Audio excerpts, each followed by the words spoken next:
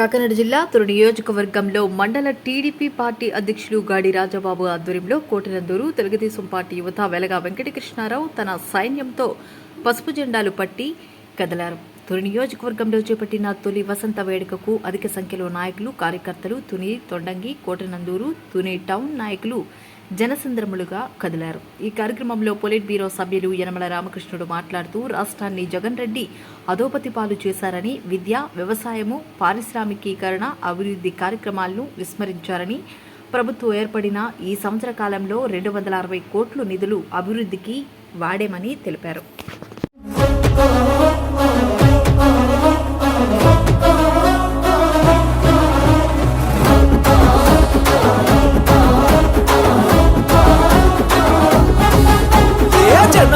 జనంలో రాజకీయ రణంలో లోకేష్ అన్న యువదళమై మనకై కదిలిండురో. సీమాంధ్ర సైన్యమై తెలుగుదేశ సింహమై కోట్ల గొంతుకలనేకం చేయక వస్తుండురో. యువదళముతో జనం చేత జయహో అనిపించనా, అధికార గుండెల్లో గుబులుని పుట్టించనా, కుళ్ళు పుట్టలు చేసి నిన్న పుట సాధ్యమా.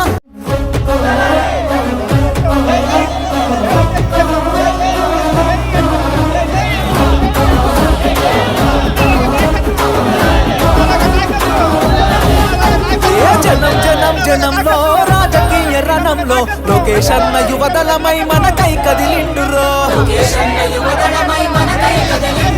సీమాంధ్ర సైన్యమై తెలుగుదేశ సింహమై కోట్ల గొంతుకలనేకం